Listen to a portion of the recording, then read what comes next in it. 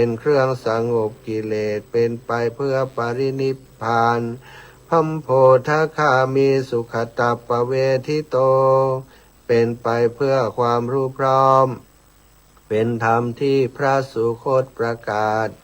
มะยันตังธัมมังสุตตวาเอวังชานามาพวกเราเมื่อได้ฟังธรรมนั้นแล้วจึงได้รู้อย่างนี้ว่าชาติปิทุกขาแม้ความเกิดก็เป็นทุกข์ชราปิทุกขา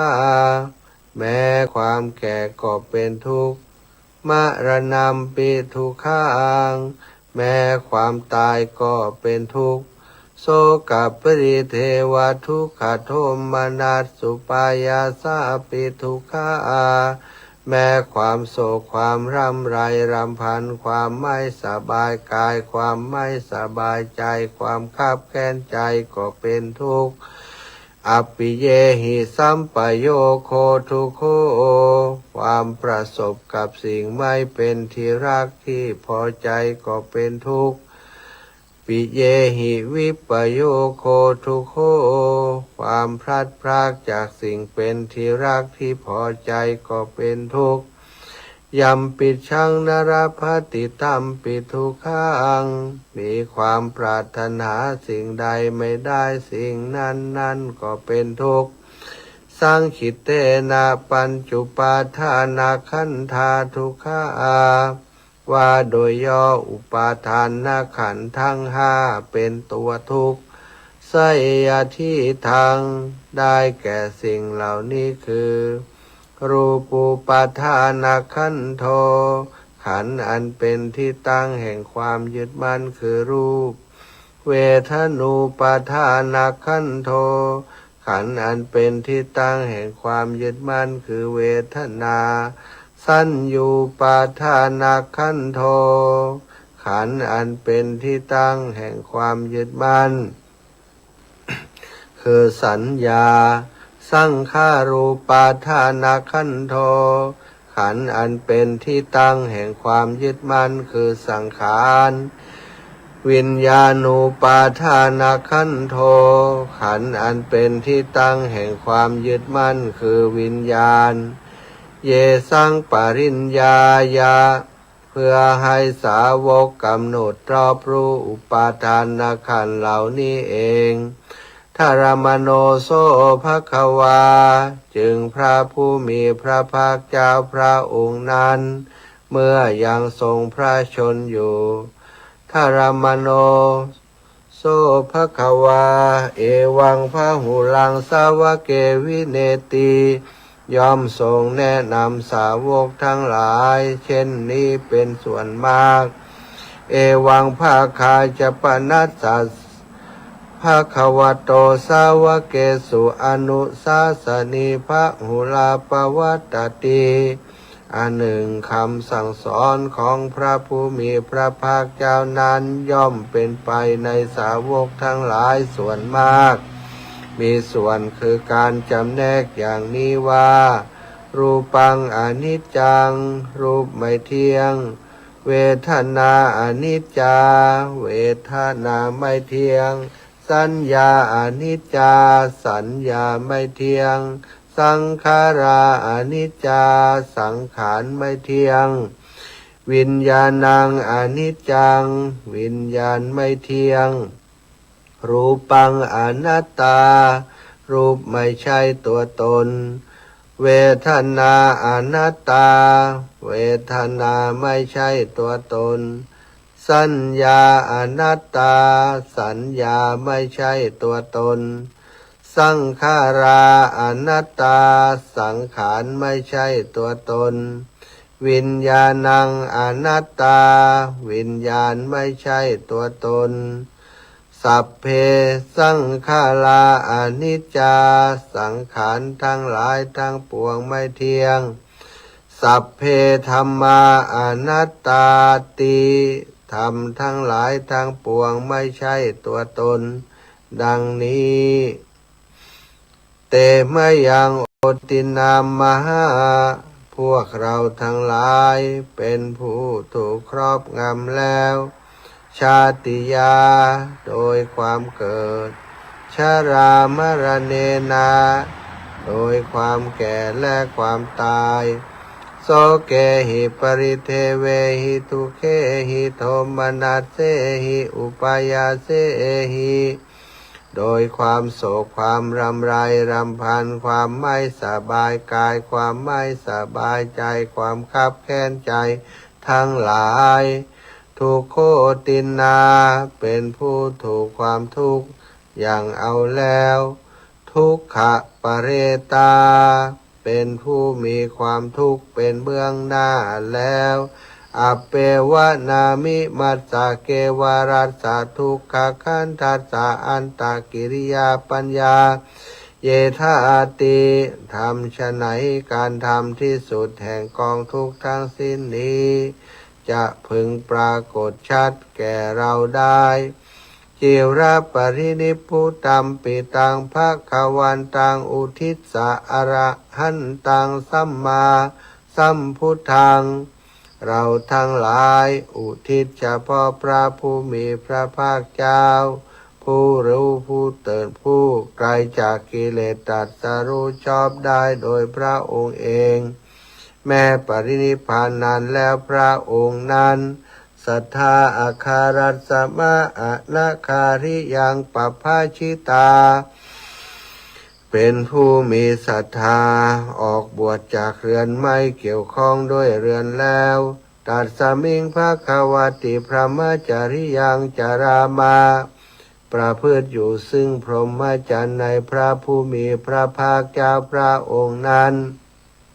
ภิกขุนางสิกขาสาชีวสัพพปันนา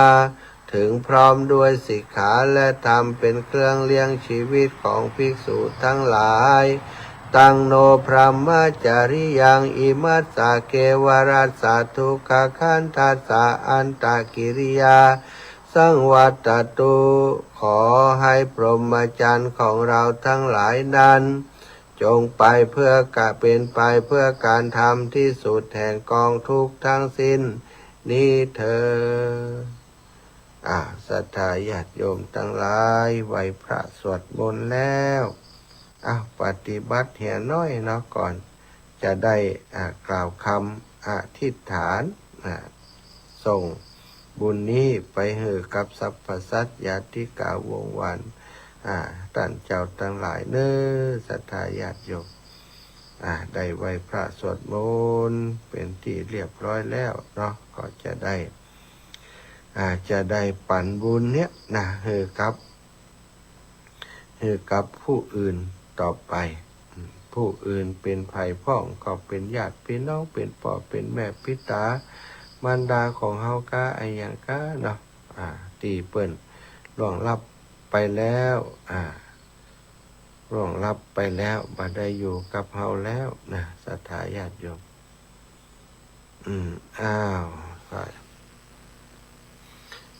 สมาทานกรรมฐานสักน้อยเนาะสาธุสาธุโอกาสะณโอกาสบัดนี้ข้าพระเจ้าทั้งหลายขอตั้งจิตอธิษฐานขอนิกะคานิกะสมาธิอุปัจจารสมาธิวิปัสสนาญาณจงบังเกิดมี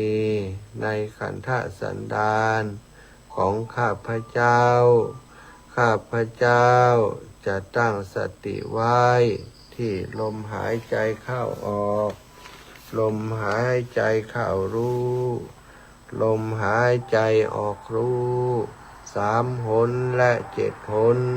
100 หนและ1,000 หนเพื่อความไม่ประมาทในการดำรงชีวิตของตนตั้งแต่บัดนี้เป็นต้นไปเถิ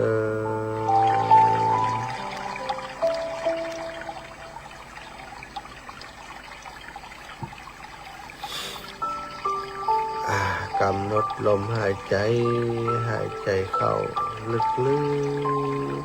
ๆหายใจออกเบาๆสูดลมเนิ่น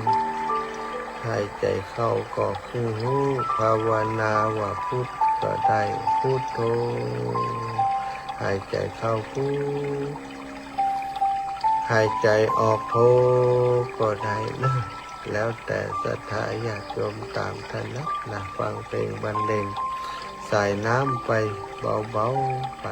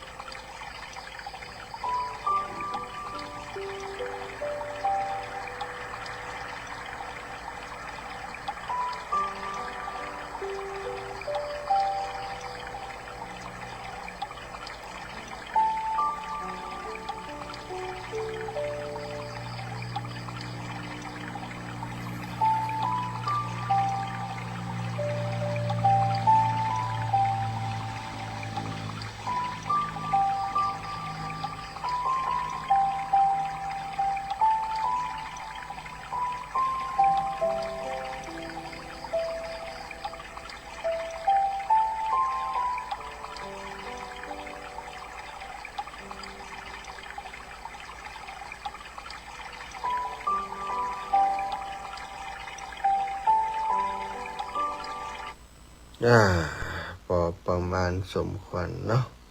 เพื่อจะได้อุทิศเป็นบุญกุศลข้าพเจ้าขอตั้งสัจจะอธิษฐานด้วยอำนาจแห่งบุญกุศลที่ข้าพเจ้าได้บำเพ็ญแล้วนี้จงเป็นพลวะปัจจัยเป็นนิสัยตามส่งให้เกิดปัญญาให้มีความสุขความเจริญให้เกิดปัญญาญาณทั้งชาตินี้ชาติหน้าตลอดชาติอย่างยิ่งจนถึงความพ้นทุกข์คือพระนิพพานในอนาคตการโน้นเถิดข้าพเจ้าขอตั้งจิตอุทิศผลบุญกุศลนี้แผ่ไปให้ไพศาลถึงมารดาบิดาครูอาจารย์ทั้งลูกหลานญาติมิตรสนิทกันทั้งคนเคยร่วมงานการทั้งหลายขอให้ได้กุศลผลของฉันทั้งเจ้ากรรมนายเวรและเทวันขอให้ท่านได้กุศลผลนี้เถิดอิตังตานากัมมังนิปานาปัจจโยโหนตุโนนิจจังอิตังศีลากัมมังนิปานาปัจจโยโหนตุโนนิจจังอิตังภาวนากัมมังนิปานาปัจจโยโหนตุโนนิจจังยังกินจิกุสลังกัตตัพพังกัมมังสัพเพหิกาเตหิกาตังปุญญังโนอานุโมทันตุสุนันตุพนโตเยเตวะอัสสามิงทานเนอธิคาตาธิขายุกาสัทธาโหนตุสัพพสัตตานัสุขิอัตตานังปาริหานันตุมาตาปิตาสุขิตาโหนตุทุกขาปะมุญจันตุสัพเพญาติกาสุขิตาโหนตุทุกขาปะมุญจันตุสัพเพอาญาตกาสุขิตาโหนตุทุกขาปะมุญจันตุสัพเพปิสาสัพเพยัคขาสัพเพเปตาสุขิตาโหนตุทุกขาปะมุญจันตุสัพเพนาคาตาสุขิตาโหนตุทุกขาปะมุญจันตุสัพเพ เตวาสุขิตาหนตุทุกขาปะมุญจันตุสัพเพอาจาริโยปัชฌายาสุขิตาหนตุทุกขาปะมุญจันตุสัพพสัมปตินังสามิจันตุโวอะระหังสัมมาสัมพุทโธภะคะวาพุทธังภะคะวันตังอภิวาเทมิ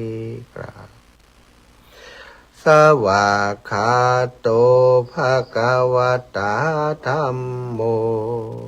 ธัมมังนะมัสสามิกราบสุปฏิปันโนภะคะวะโตสาวกสังโฆสังฆังนะมามิกราบศรัทธาญาติโยมทั้งหลายทำความคุณงามความดีแรกทำสิ่งเป็นประโยชน์กับตัวของทุกคนตื่นเช้ามาได้มีโอกาสทำวัดสวดมนต์สวดมนต์เพื่อจะลึกถึงคุณพระรัตนตรัยแก้วเจ้าสามประการเป็นกิจเป็นสิ่งที่ควรทำตั้งแต่นี้ไปจนถึงจบโครงการธรรมยาตราเพื่อการศึกษาก็จะปาศรัทธาญาติโยมไว้พระสวดมนต์เป็นไว้พระสวดมนต์ฉบับแปลของสวนโมกข์เพราะว่ามันได้หู้ข้อความ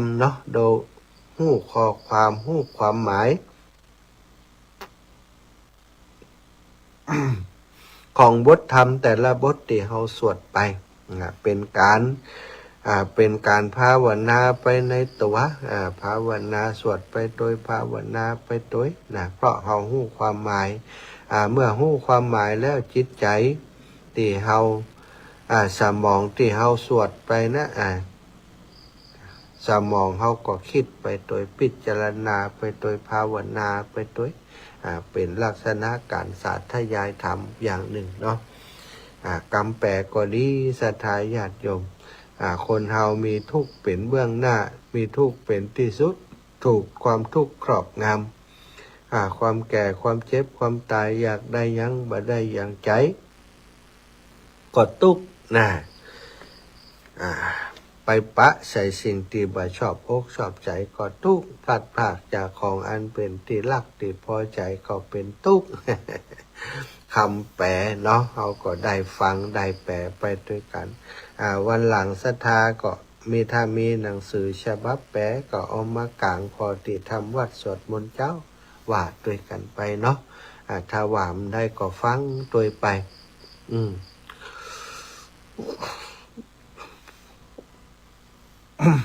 ศรัทธาญาติโยมพอเวลาละตี 3:45 นาทีก็เปิดสายเสียก่อนกันแล้วการเช็คดูว่าศรัทธาฟังอยู่ที่ไหนตั้งใดพ้องชัดเจนดีหรือว่าประชัดเจนอย่างใดก็โทรมาแจ้งมาบอก0808844173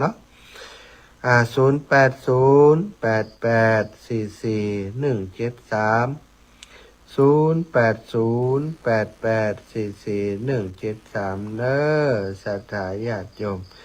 พี่น้องต่างเมืองน่านฟังกันอยู่ก็จ้าศรัทธาญาติโยมหลายท่านหลายคนเราได้มาพบมาปะกันที่เมืองน่านนี่พบปะกันใหม่ๆก็มีกันหลายคู่หลายคนแต่ว่านี่ก็ปะแหมแม่อันนี้โทรไลน์ก็เดียวถ้าคนอื่นโทรศัพท์มามันไลน์อีเมลจะโดนตัดเจริญพรเจ้าน้อมกรรมสการเจ้าพระอาจารย์เจ้าแม่จากฟังอยู่จากสันทรายเนาะสันทรายเคยมาเมืองน่านบ่อยก็ไม่ได้ไปเจ้าอยู่ก็เป็นเจ้าถ้ามีโอกาสมาวันหน้าเจ้าถ้ามีโอกาสจะเข้ามาเนาะชาวเมืองน่านเมืองนาสาธุเจ้าเป็นกำลังใจเจ้าสาธุเจ้าแม่เจ้าโท รไลน์กับประหยัดโทรนั้นโทรเฟซบุ๊กกับประหยัดแต่ว่าเวลาคนอื่นโทรเข้ามานี่สัญญาณของเราจะโดนตัดไปเห็นนะจ๊ะท่า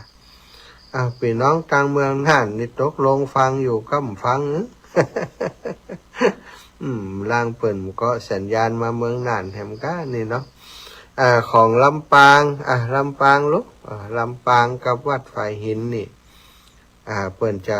วัดไฟหินนี่เปิ่นก็เป็นประจำนะสถาบังคือท่านอาจารย์พระครูสมุวิสุวัตวรกิจโจนี่เปิ่นจะเกาะเองแต่ถ้าเป็นตั้งที่อื่นเนาะอย่างของตั้งเมืองน่านก็ที่อื่นที่ไกลออกไปนี่ต้องอาศัยเกาะจากตัง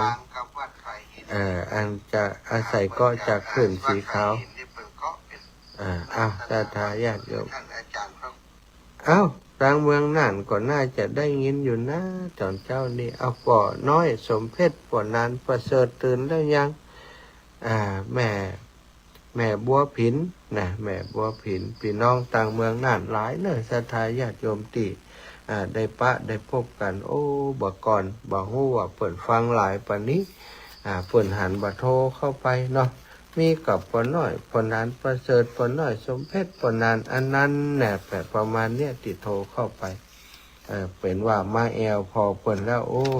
มีหลายคนหลายท่านอีแม่ก็ฟังอยู่นะอีแม่ก็ฟังอยู่นะอันนี้ไผ่นี่บ้านแหดไหนบ้านแหดโอ้แม่จันเนี่ยแม่จันกาวินบ้านแหดนี่แม่จันมีเบอร์โทรคำเตือนกะแม่จันเบอร์โทรก็0808844173เนอะเจ้านี่ถ้าจะรับกันอยู่เนาะพี่น้องต่างเมืองฝางแม่บัวพัดกุหลานแม่บัวพัดกุหลานคนขี้น้อยใจต่างเมืองฝางเปิ่นบอกอู้ถึงเขาบัดโทรหาละเราบางคนนะ แม่สุดาหรือว่าแม่ลัดดาชัยมงคลบ้านห้วยเข้ากำอันนี้ก็ติดตามมาเป็นประจำขอบคุณนะแม่ย่าหมายแก้วยศเนาะอายุ87ปีบ้านห้วยไคร้นี่ก็ติดตามอยู่ประจำปอยนแม่คำน้อยโลคำบ้านน้ำลินอันนี้ก็บอกว่าบ่ค่อยได้โทรมานะอาจารย์หรอกกว่าจะโทรศัพท์มีปัญหา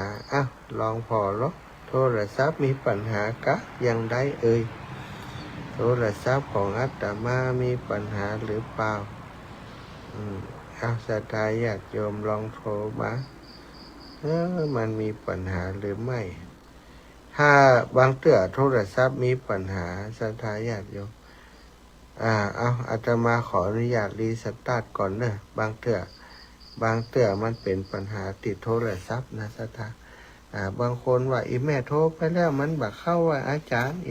มันน่าจะมีส่วนเนาะถ้าบอกอย่างระดับปิงนี่ต้องมีอย่างสักอย่างต้องมีอย่างสักอย่างรีสตาร์ทเหตุการณ์ก่อนนะบางเตื้อมันก็เป็นปัญหาอย่างวันก่อนนะอีแม่ได้ยินอยู่อีแม่โทรไปมันบัดติดมันตุ๊ดไปเหียบางแต่ก็แห่โทรกันอยู่แต่มันนั้นโทรศัพท์ของอาตมามันมีปัญหามันทับได้เนาะก็บอกว่ามันเป็นอย่างนะปกติก็ไม่ค่อยเป็นตะกี้เปิ่นก็โทรไลน์ได้เข้ามาตะกี้นะถ้าโทรอย่างอื่นมาได้หรือว่าอย่างใดอ่านข้อความในห้างก็ได้ด้วยนะลองบอกข้อความมาทางโทรศัพท์ก็ได้มาทาง Facebook ก็ได้เนอะใครที่ดูใน Facebook ลองโทรพอถ้าว่าโทรเข้ามาแล้วก็มีปัญหาติดโทรศัพท์อาตมาก็แจ้งครับขอไปดูใน Facebook ติศรัทธาติศรัทธาเปิดดูทาง Facebook ก็มีดูทาง Facebook กันว่าเป็นว่ามันอย่างอีกค่ะเนาะลองขอข้อความใน Facebook มีก่อน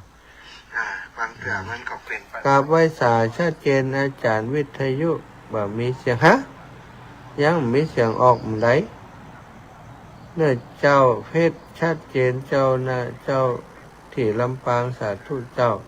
ทำวัดเช้าตัวสาธุเจ้า ลำปางเสียงบ่ออกกะวิทยุกะที่อื่นก็บ่ออกมันจะไล่เหรอกะ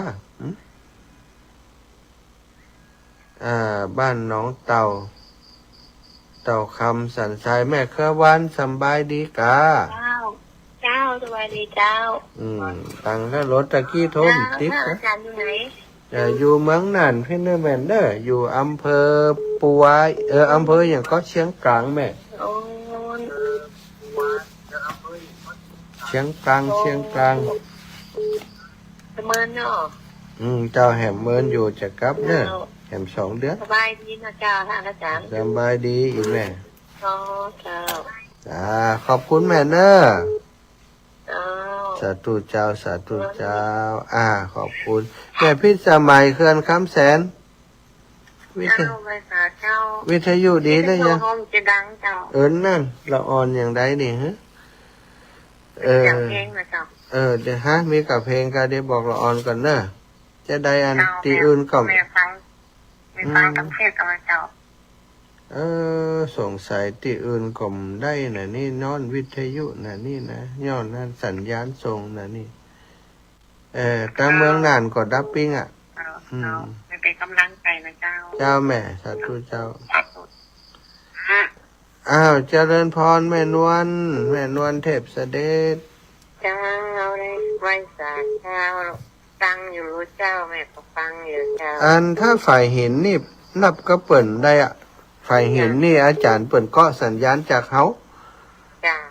มันจะเปิ่นได้ก็จากเขื่อนสีขาวก็ตรงเลยที่อื่นนี่ใครจะบอกนั่นน่ะที่อื่นไม่ต้องส่งจากเขื่อนสีขาวไปแม่เดี๋ยวนี้อยู่เมืองน่านอยู่กับเจ้าแม่เจ้าสาธุเจ้าไว้เจ้า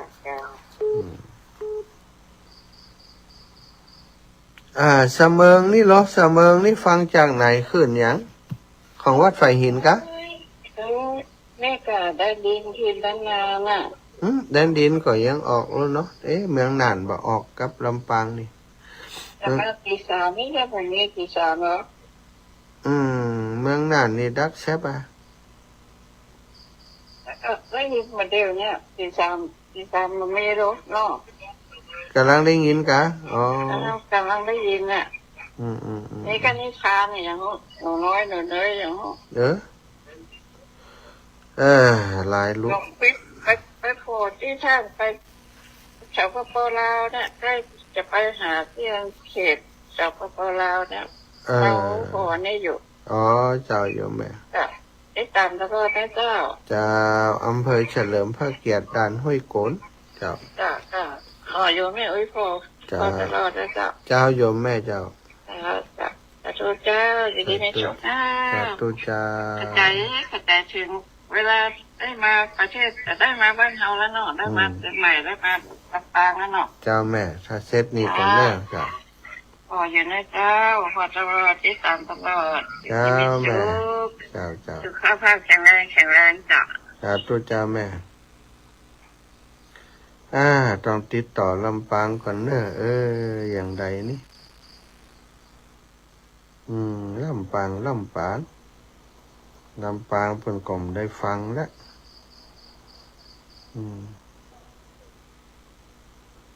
รบกวนลูกนัดกำตื่นหุ่นเนอะ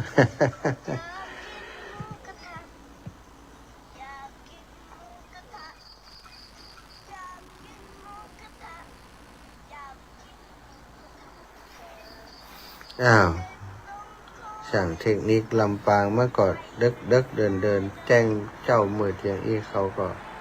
บอกค่อยตื่นนะเนาะเสียท้าเลยอันนี้ลูกอันติลำปางมันเป็นเพลงถ้าจีนถ้าเขาอันคืนสีขาวผมได้ส่งมาจ้ะน่าจะไปได้ก้อนสัญญาณมาเตือดีที่เขาครับเราได้รับสัญญาณไม่ได้ครับครับลูกกองบอกกันได้ไปเลยครับเจ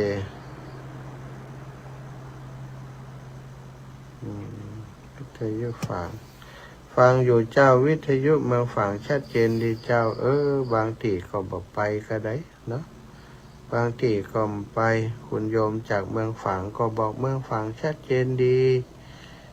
สาธุเนอโยมแม่วันนี้วันอย่างวันพระกะวันพระกะไปวัดอีกวะ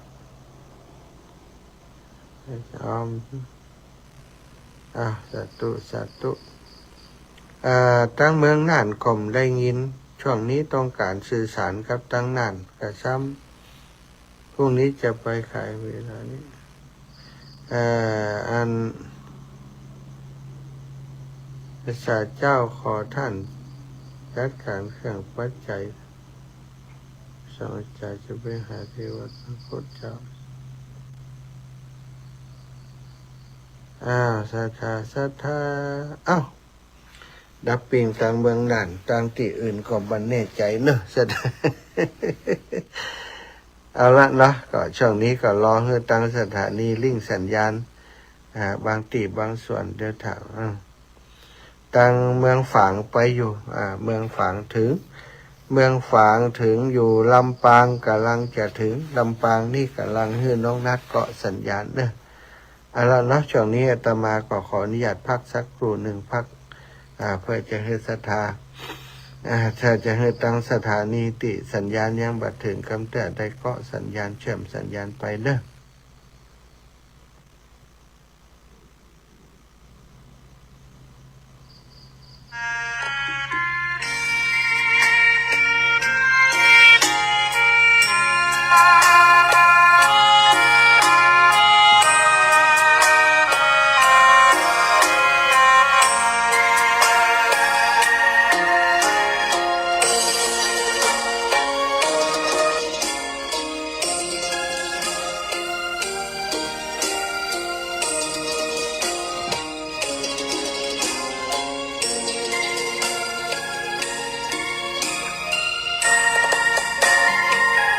ดอกบัวดอกหนึ่งตึงใจไว้เพื่อบูชาแด่องค์พระศาสดาสัมมาสัมพุทธเจ้ามีความงามเงียบไม่เปรียบเทียบเขาเทียบเราใครมองไม่งามช่างเขาแต่เจ้าก็คือดอกบัวด้วยความสัตย์ซื่อยึดถือความดีเป็นหลักใครรักไม่รักก็ไม่จงปลักมองมัวเมื่อโผล่พ้นน้ำก็เห็นความงามในตัวไม่ยึดติดในตมชั่วขอเป็นดอกบัวดอกดีใครไม่มอง ก็เปิดเพลงอยู่ก็โทรมาเนาะเจริญพรออกรายการเลยยังได้ยินหรอก น้องนัดกำลังเกาะไปกันสัญญาณไม่ไปมันถึงยังได้มั้งตะกี้มันนั้นเขาปล่อยสัญญาณยังได้มั้ง พระเจ้ามันก็ว่ามันก็รู้ไว้ออกรายการ ออกเนี่ยหนังอู้ตั้งแต่ตี 3มาแล้วสวดมนต์สปาเช็คไปตะกี้โทรไปหาน้องนัดเดียวนี่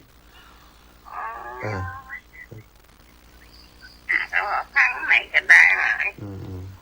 จะลองฟังก่อนเนอะอันไหนอันไหนไม่รู้ก่อนอันไหนรู้เลยว่าบัวงามเด่นแต่บัวก็เป็นดอกบัวทุกวันอย่างนี้ไม่อยากเด่นดังแต่มุ่งหวังในทางเด่นดีเกิดมาเพื่อสร้างบารมีถวายชีพนี้บูชาดอกบัวดอกน้อยเฝ้าคอยคนที่ใจบุญมาออกเอื้อเพื่อคุณรู้ค่าของบุญเก็บบัวขึ้นมาเพื่อสร้างความดีและสร้างบารมีดังว่าใช้ดอกบัวนี้บูชาพระสัมมาสัมพุ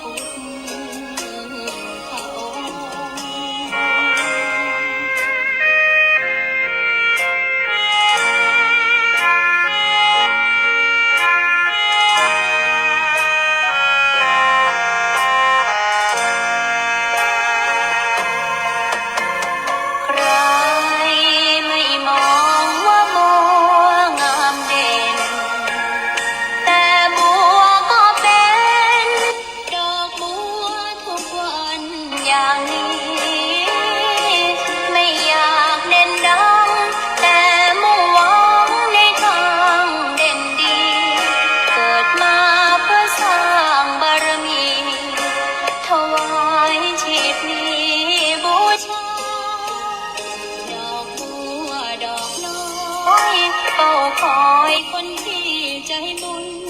มาโอบเอื้อเกื้อกูลรู้ค่าของบุญเก็บบัวขึ้นมาเพื่อสร้างความดีและเสริมบารมีดังว่าใช้ดอกบัวนี้บูชาพระสัมมาสัมพุทธา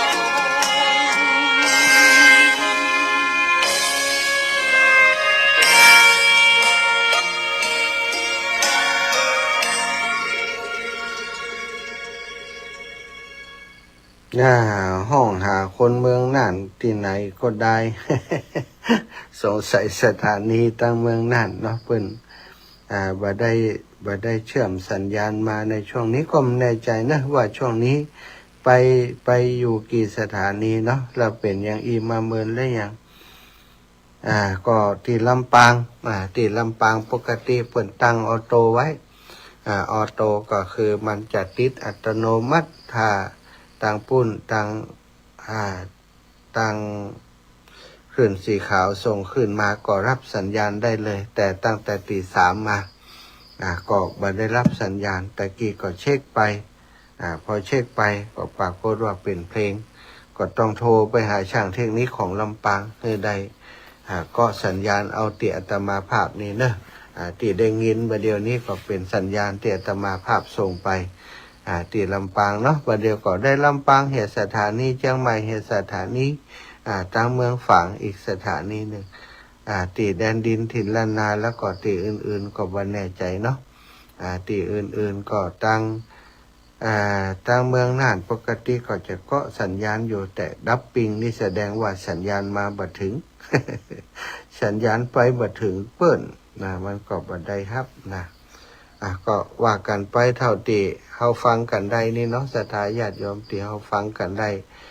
ณขณะนี้ฟังกันได้ต่อใดก็อู้กันไปเท่านั้นก็แล้วกันก็ถือว่าฟังกันเยอะอยู่ตั้งเชียงใหม่ของสถานีวิทยุวัดไฟหินก็ไปเกือบจะคุ้ยทุกอำเภอไปถึงเมืองฝางก็ต่อยอดไปจาก 100.25 เมกะเฮิรตซ์วิทยุ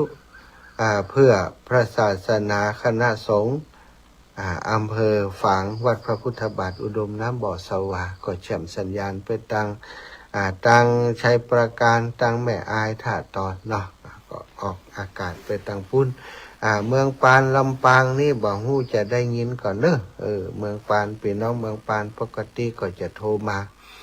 โยมแม่ฉลาดแจ่ซ้อนแม่คำนวณดินดำนี่ก็มักจะโทรมาเนาะ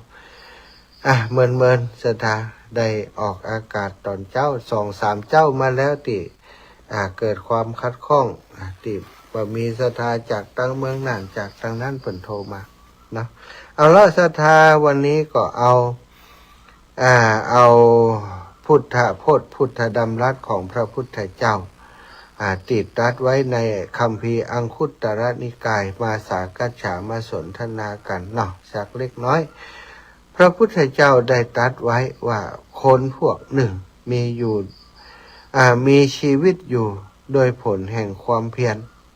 อุทธานะภรูปชีวีมีชีวิตอยู่โดยผลแห่งความเพียร2บางพวกมีชีวิตอยู่ด้วยผลแห่งกรรมเก่ากรรมะภรูปชีวีคนประเภทที่3บางพวกมีชีวิตอยู่โดยผลแห่งความเพียรด้วยผลแห่งกรรมดีกรรมเก่าตัวนี่2อย่างแรกนี้โดยผลแห่งมีชีวิตอยู่ด้วยผลแห่งความเพียรอย่างที่2มีผลโดยผลแห่งกรรมเก่าอย่างที่3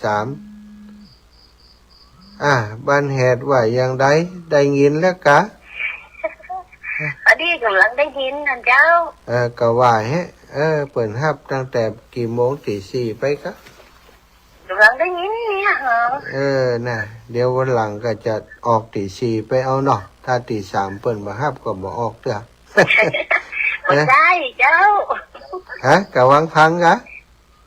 เจ้าไป ฟังแต่เปิดตั้งแต่ว่าก่อนตี 3พุ่นนะมันหาย ก็นั่นแหละมันตี 3นะก็เขาก็ออกตั้งแต่ตี 3พุ่นนะแต่ไม่ได้ยินแหละตี 3นี่แหละนั่นน่ะอันเจ้าก็ฟังว่าได้ยินเนี่ยอันวิทยุมันก็หายขึ้นบ่ดีน้องจะค่อนกระแทนอยู่เดี๋ยวนี้ดีแล้วเจ้าเดี๋ยวนี้ดีแล้วเจ้าได้ทำแล้วเนอะปฏิทินหันแล้วเนาะเจ้าสาธุมีบุญหัวไปนะสาธุบุญรักษาจะเอาไปเขาตีอันตามตีดีและจืดตีอัน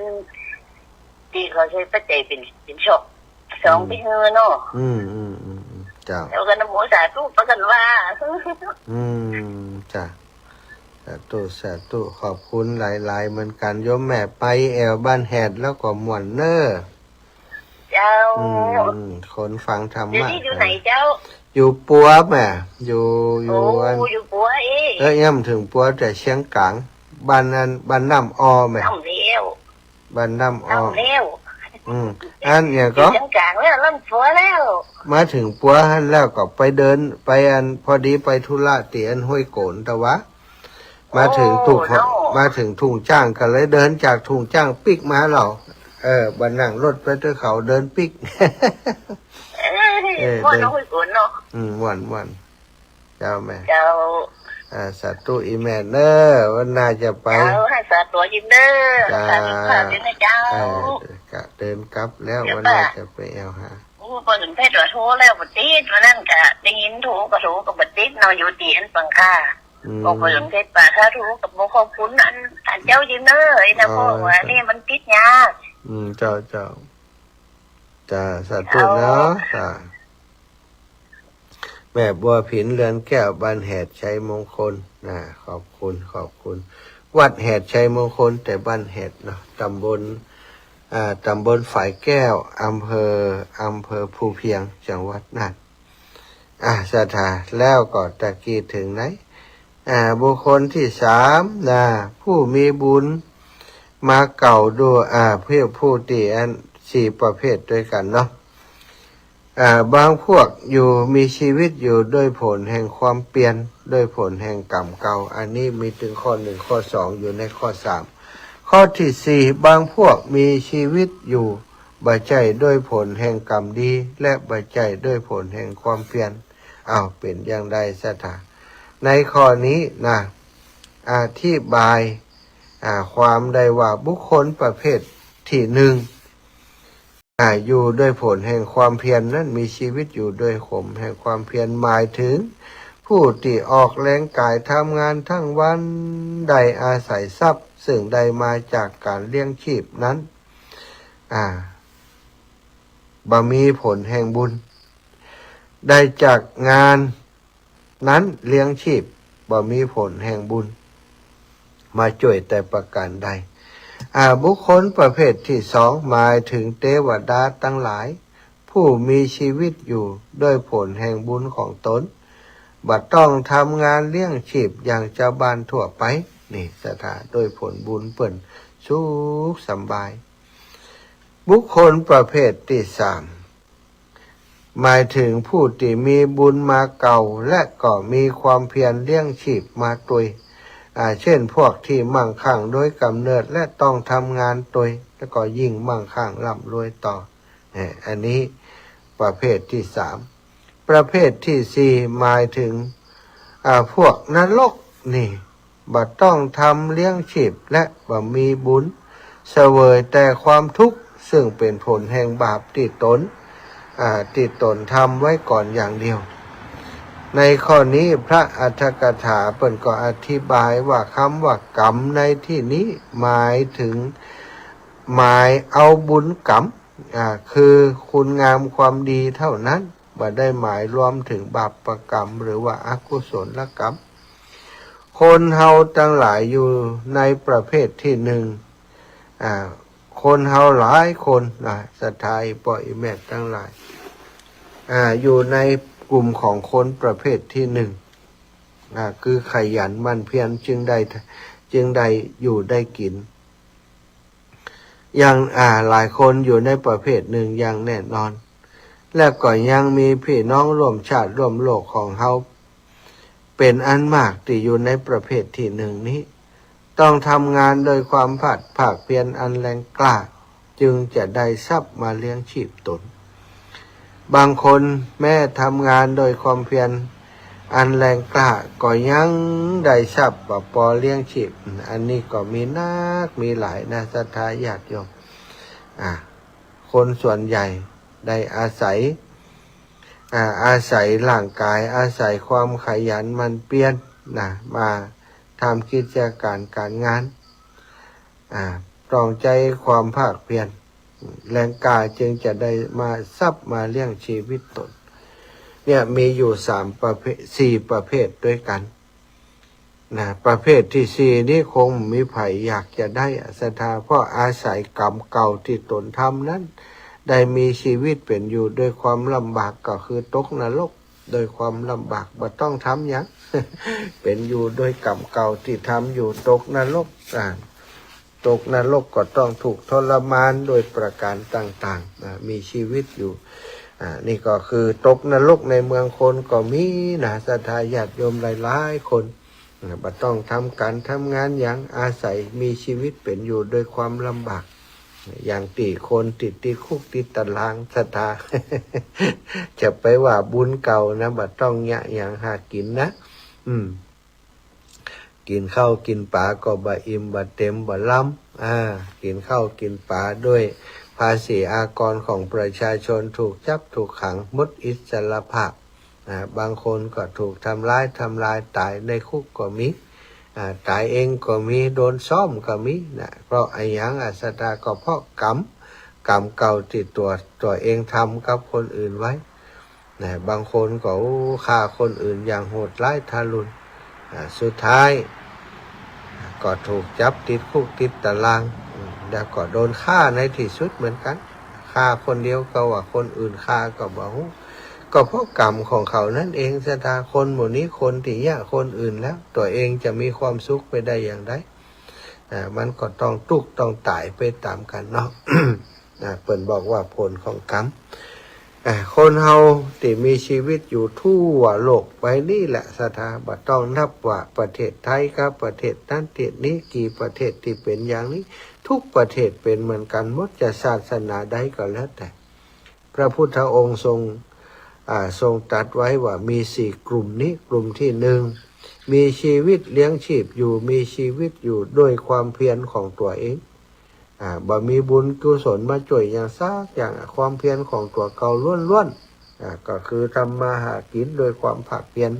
จึงมีอยู่มีกินบ่มีบุญเก่ามาเติมมาเสริมมาช่วยแต่ประการใดเพราะบุญเก่าบ่ได้สร้างบ่ได้ทำไว้คนทั่วไปคิดว่าทั้งโลกเนี่ยเนาะบ่มีถึง90% ที่ขยันหมั่นเพียรภาคเพียรโดยตัวเองแล้วก็มีชีวิตอยู่เลี้ยงชีพอยู่โดยความเพียรของตัวเองโดยการทำงานของตัวเอง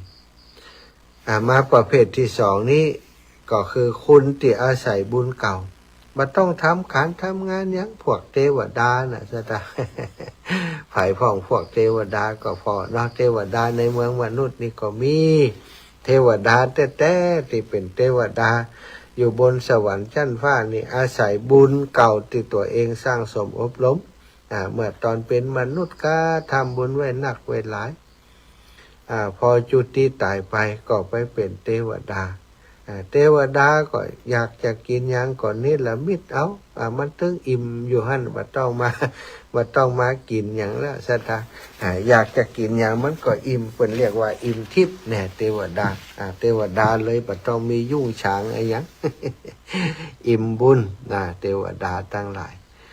อันนี้ประเภทที่2แล้วก็มีกี่เปอร์เซ็นต์เนาะมีกี่เปอร์เซ็นต์ในบ้านเฮา 100%ก็มี 1% 1% ที่เป็นคนที่อาศัยบุญเก่ามีชีวิตอยู่ในแต่ละวันพวกเทวดาจึงมีบัณฑิตศรัทธามันต้องทำบุญสร้างสมบุญไว้เยอะต้องมีเป็นคนที่เข้าใจในการสร้างปุญญาบารมี เติมบุญเตรียมบุญให้ตัวเก่าประเภทที่สามนี่เอาตึงสองอย่างเลยตึงอย่างที่หนึ่งก็คือมีความผักเพี้ยนด้วยแล้วเขาก็เป็นคนที่มีทรัพย์มาแต่กำเนิดด้วยมีทรัพย์สินสลิงคานมีอย่างอยู่แล้วแต่ว่าอาศัยความผักเพี้ยนด้วยอันนี้เป็นด้วยสองอย่างขยันบันเพียรปอก็ยังมีบุญเก่ามาเสริมมาเติมเขาจะหันว่าบางคนก็กล้าขายขึ้นหมับสตางค์สตางค์ก็เข้าไปหาเปิ่นติ๊กอันนี้ก็คือคนที่มีบุญเก่าด้วยนะมีบุญเก่ายังปอก็ยังมีความขยันหมั่นเพียรในปัจจุบันนี้ตัวสิ่งเหล่านี้มันก็จะทำให้คนนั้นอยู่อย่างมีคุณค่าอยู่อย่างมีความสุขนะเพราะว่าสร้างคุณค่าให้แก่ตนมีความขยันหมั่นเพียรไปปอยังมีบุญเก่าแหมแล้วก็หุ่มทำบุญแหมตึงเก่าตึงใหม่ผสมปนเปกันไปเป็นเรื่องดีๆทั้งนั้นทั้งขยันทั้งมีบุญเก่าแล้วก็สร้างบุญใหม่หุ่มทำบุญต่อสุดท้ายกลุ่มที่สี่นี่ไปไข่เป็นเนอะชะตา มีชีวิตอยู่โดยบาปกรรมกรรมเก่าที่ทำไว้เสวยทุกขเวทนาในนรกในนรกในนรกมันอยู่ตั้งใดอาจารย์บาหันมันก็พอคุกพอตารางบ้านเฮาหั่นซะท่านคนทำกรรมบดีไว้กรรมบดีอย่างเช่นคนฆ่ายาก็ดีคนฆ่าเขาก็ดีคนลักทรัพย์ก็ดีช่อราดบังหลวงยังต่างๆก็ดีเนี่ยซะท่านว่าใจดีนะว่าหมู่นี้อิ่มได้ จะได้วิบากกรรมไปเสวยวิบากกรรมไปรับกรรมอยู่ในนรกมีความทุกข์ใจนรกเมืองคนนรกบนดินกับคุกตารางมีบ่ฮู้ต่อใดในประเทศไทยก็ไปพอเอาเถอะคนอยู่ในคุกในตารางมีความสุขก่อซะท่ากินจะอยู่จะรับจะนอนบ่มีความเป็นส่วนตัวสักอย่างนอนก็กองกันกระลึกคือบางฝ่องก็โดนขังแก่ขี้แก่เหี่ยวอยู่ในแดนกักกันในแดนอันตราย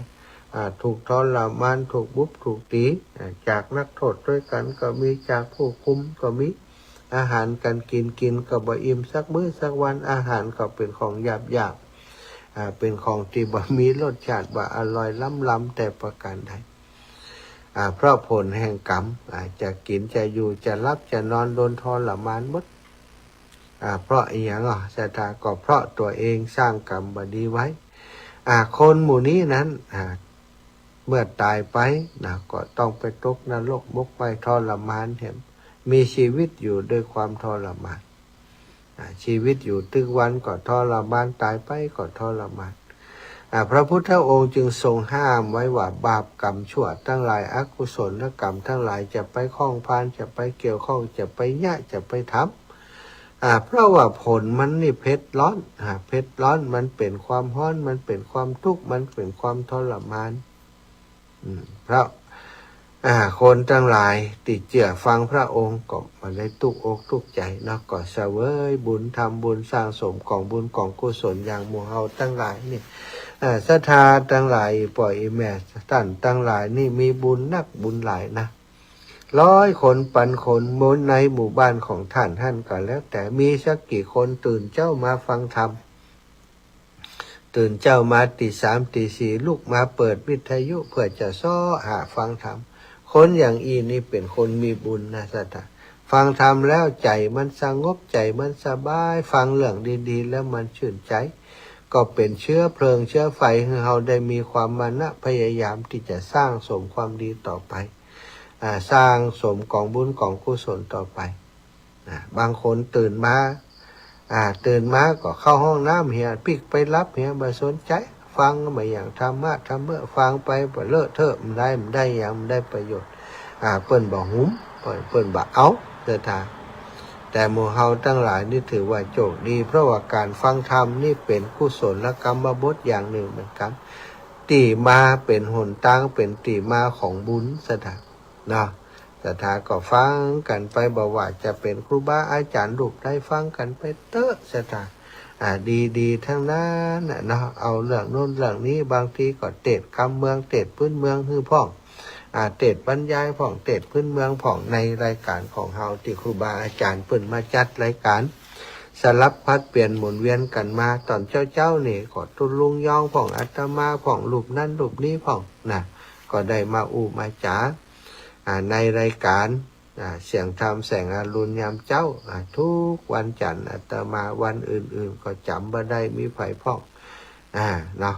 ฟังกันไปสลับสับเปลี่ยนหมุนเวียนกันไปเพื่อจะให้ศรัทธาได้ประโยชน์ที่หลากหลายแต่ละรูปแต่ละองค์ก็มีความรู้บ่เหมือนกันประสบการณ์บ่เหมือนกันอาตมาภาพช่วงนี้ก็ได้มาเดินธุดงค์ที่เมืองน่านนะเมืองน่านเมืองแห่งความเมืองการท่องเที่ยวเมืองที่งดงามเมืองที่มีวัฒนธรรมประเพณีที่ดีงามเมืองที่กำลังถูกพัฒนาให้เป็นเมืองสีเขียวนะสถานที่ผ่านมาเป็นเมืองที่มีเขาหัวล้นซึ่งก็ยังมีอยู่หัวล้นอย่างปัจจุบันนี้ก็พอยังมีหลายพื้นที่หลายจุดแต่ตอนนี้เพิ่นก็มีแผนพัฒนาว่าจะเพิ่มพื้นที่สีเขียวโดยพืชเศรษฐกิจที่ภาคใต้เปิ้นก็ปลูกกันเยอะนั่นก็คือยางพาราเนาะสถานยางพาราก็ยังดีกว่าพืชชนิดอื่นสถานถึงแม้ว่ามันจะหลากหลายในชีวภาพในชีววิทยาหรือว่าในเรื่องของสิ่งแวดล้อมจริงๆมันต้องหลากหลายมีต้นไม้หลายชนิดขึ้นด้วยกันอาศัยอิงกันอยู่เป็นป่าเนี่ยสถานอย่างนั้นก็เป็นป่าสมบูรณ์แต่ว่าปัจจุบันนี้มันถูกทำลายไปก่อนแล้วจะมาปล่อยให้เป็นป่าสมบูรณ์ก็ใช้เวลาแหมเมินนานเปิดปลูกยางเป็นพืชเศรษฐกิจก็ยังพอใจได้อยู่ดีกว่าว่าพืชเชิงเดียวอย่างอื่นอย่างข้าวโพดก้าอย่างกะทำลายหน้าดินทำให้หน้าดินเสียหน้าดินเสียหน้าดินปังเวลาฝนตกฝนทำมาไหลลงไปห้วยตามห้องเข้าไปแม่น้ำลำคลองท่วมถมทับถมท่วมบ้านสถานญาติโยมอย่างแม่สายที่ผ่านมาขี้โคลนเต็มไปถึงชั้น1ถึงชั้น2สถานกว่าจะขุดจะโกยออกบางคนละบ้านไว้เลยบ่เอาละบ่ไหวนี่สถานก่อนนี้ก็เนื่องมาจากการที่เราทำลายธรรมชาติสิ่งแวดล้อมภูเขามันเป็นภูเขาหัวโล้นไปหมดหญ้าอย่างกระป้อมมีต้นไม้ก็มีที่จะดูดซับน้ำไว้เวลาฝนตกมามันก็ไหลหลั่งทังลงไปตั้งหลุมเอาปะขี้ดินขี้โคลนปาลงไปเข้าไปสู่แม่น้ำลำคลองเข้าไปสู่บ้านสู่จอมอย่างเราหันในภาพข่าวภัยพิบัติต่างๆเนาะปีนี้น่านก็เจอเนาะเตี่ยแต่มาช่วงหน้าฝนเนาะได้มาจ่วยตีปัวนี่ก็เข้ามานะสตาตีอำเภอปัวเข้าไปตีจำมาได้ว่าเข้าไปในหมู่บ้านใดเนาะนั่นเป็นเกาะน้ำท่วมในพื้นที่ของตั้งป่าน้ำท่วมตัดขาดถนนหนทางกว่าจะไปเข้าถึงได้ก็ลำบากเหมือนกันก็ได้ไปจ่วยพี่น้องตั้งอำเภอปัวอำเภอตาวังผาอำเภอถุงช้างเนาะติดประสบปัญหาภัยพิบัติน้ำท่วมเข้าก่อนก็ยิ่งมีปัญหาอย่างนี้อยู่ก็ต้องแก้ไขดูแลกันไปชอบเมืองน่านที่เปิ้นมีแผนพัฒนาที่ชัดเจนสถานแม้กระทั่งการสร้างอาคารสถานที่ในพื้นที่เมืองนี่ก็ต้องมีการขออนุญาตมาดูแบบดูผังจะทำสีอย่างใดจะเอาใจว่าบ่ได้เนาะเซเว่นมาอยู่ที่เมืองน่านจะต้องเปลี่ยนสีโทนมาเป็นสีน้ำตาลตามเมืองน่านเพิ่นนี่ สุดยอดเหมือนกันเมืองน่านเนาะได้ไปได้ไปดูวัฒนธรรมประเพณีความเป็นอยู่ต่างๆของพี่น้องเมืองน่านถือว่าการเดินทางครั้งนี้คุ้มค่ามากๆสถานนอกจากจะเป็นการป้อมเป้งส่วนตัวได้เดินได้ออกกำลังกายได้สมทานธุดงควัตรปฏิบัติภาวนาระหว่างเดินทางไปนอนป่าจ้าเอาบุญไปฝากไปแผ่ให้กับสัมภเวสีทั้งหลายผุดปีศาจที่เปิ้นอาศัยอยู่ในป่าจ้าแต่ละตีละแห่งคืนละป่าจ้าศรัทธาญาติโยมตั้งแต่ออกเดินทางมาก็เดือนปลายแล้วเดือนปลายก็30 กว่าป่าจ้าแล้วเนาะจะเดิน3 เดือนก็60 ป่าเนาะ 3 เดือน90ป่าจ้านะก็จะไปเลยมีคนนิมนต์ให้นอนวัดมีคนนิมนต์สวนธรรมนะอาตมาก็ว่าขอเถอะเพราะตั้งใจจะปฏิบัติอย่างนี้ตั้งใจจะเอาบุญมาฝากเอาบุญมาแบ่งมาปั่นเพื่อกับเปิ่นที่เปิ่นตกทุกข์ได้ยากอยู่ในป่าจ้าเนาะเอาบุญมาฝากมาแบ่งมาปั่นแล้วแต่ว่าบุญเฮาบุญเปิ่นจะได้มีสัมพันธ์กันก่อนเนาะบางแต่มาถ้าเปิ่นมาไหว้มาสามาขอเอาบุญเฮาแผ่เมตตาไปให้เปิ่นเปิ่นอาจจะปลดปล่อยเปิ่นได้รุดได้พ้นจากสุสานจากป่าจ้าจากที่มันคาบคลองนั้นออกไปสู่ที่สถานที่ที่ดีๆเนาะทำทุกวันสถานภาวนาให้เปิ่นทุกวันอธิษฐานให้เปิ่นทุกวันอย่างจัดรายการวิทยุอย่างอีก็อุทิศได้นะแต่กี้สวดมนต์แล้วก็อุทิศไปให้เปิ่นนี่ก็เป็นกิจวัตรที่ทำมาท่องเที่ยวถือว่าอันนี้คัดเก่าส่วนตัวอุทิศบุญให้กับสัมภเวสีสรรพสัตว์ทั้งหลายแล้วก็อีกอย่างหนึ่งก็ทำเพื่อเป็นโครงการช่วยเหลือโรงเรียนขนาดเล็กในบ้านเกิดชื่อว่าโรงเรียนบ้านทุ่งโป่งตำบลเมืองปานอำเภอเมืองปานจังหวัดลำปางเป็นโรงเรียนเตี้ยตมาภาพและครอบครัวลูกหลานเรียนกันที่หันสถานมันจะยุบจะหายไปก็อินดูลูกหลานรุ่นใหม่แทนที่จะได้เฮียนไกลบ้านไปเฮียนไกลบ้านก็กว่าจะแบบปลอดภัยเนาะก็ช่วยประคับประคองเปิ่นมาเป็นปีที่6แล้วหาปัจจัยสนับสนุนสถานก็เป็นส่วนใหญ่ในการได้เงินไปช่วยโรงเรียนก็เป็นที่อาตมาเดินธุดงค์ธรรมยาตราส่วนอื่นๆก็มีกรรมการศึกษาศิษย์เก่าก็อย่างการเปิดจัดกิจกรรมมีผ้าป่าคืนสู่เหย้าบางช่วงบางเวลาอย่างปีใหม่สงกรานต์เปิดก็จะจัดกิจกรรมหาทุนสนับสนุนโรงเรียนตัวป่าจ้าตัวนี่หลายอย่างก็พัฒนาก็ทำกันไปเนาะทำกันก็บ่ได้จมบ่ได้บนฮื้อไผซะท่าได้ต่อได้ก็เท่านั้นปีนี้ก็เดินฮื้อเปิ่นได้ต่อได้ก็ว่าไปตามนั้นตั้งหน้าก่อยว่ากันถ้ามันขาดมันปออย่างใดก็ต้องหาเพิ่มหาเสริมมาเนาะบางสิ่งบางอย่างนี่เฮาบ่สามารถจะกำหนดได้ว่าจะต้องได้บอกอันจะต้องได้บอกอีกสตางค์มันอยู่ที่กระเป๋าคนใจบุญพุ่นน่ะสถาถ้าคนใจบุญเปิ่นหันบุญหันกุศลหันประโยชน์ในการสนับสนุนการศึกษาของลูกหลานเปิ่นมาช่วยนี่ก็อนุโมทนากับเปิ่นไปเปิ่นมาช่วยเปิ่นก็มีสิทธิ์เพราะมันจะเก็บได้เหมือนภาษีเราจะต้องจ่ายตอนนั้นตอนนี้ต่อปีนะก็ว่ากันไปนะมีความสุขนะมีความสุขที่ได้มีโอกาสที่ตัดสินใจมาเดินที่เมืองน่านมีความสุขเนื่องจากว่าได้มาหันวิถีชีวิตของพี่น้องเจ้าบ้านบัวเป็นเรื่องความเป็นอยู่เรื่องอาชีพการงานแล้วก็วัฒนธรรมประเพณีได้ไปไปดูเปิ่นหลายตีหลายแห่งบ่ว่าจะเป็นอาชีพเกษตรก็ดีอาชีพฝีมือการตีหม่งตีมีดก็ดีไปวัดวาอารามไปหันเปิ่นทักเปิ่นทอผ้าก็มีในวัดน้อยอย่างวัดหนองบัวนี่เปิ่นทอผ้าให้ดูเปิ่นพันผ้าหีดผ้าให้พอทำโดยมือทั้งหมดเป็นขั้นตอนที่มีอยู่ที่วัดหนองบัวในวัดหนองบัวนี่นอกจากจะมีภาพจิตรกรรมผาผนังที่เป็นภาพที่มีคุณค่าทางประวัติศาสตร์ด้านศิลปะแล้วนะปัจจุบันนี้กับอยู่ในการดูแลของกรมศิลปากรแล้วก็ขององค์พระเทพพระรัตนราชสุดาได้ไปดูแลนะในการอนุรักษ์รักษาที่วัดหนองบัวเนาะแล้วก็ที่วัดหนองบัวนั่นเองไปหันเปิ้นเอาตอกมาจักมาอย่างแล้วก็เอาตอกมาแปลงเป็นดอกเป็นดวงสถาหันแล้วมันงามสถาประดับวัดโดยดอกไม้ที่ทำจากตอกมันงามกว่า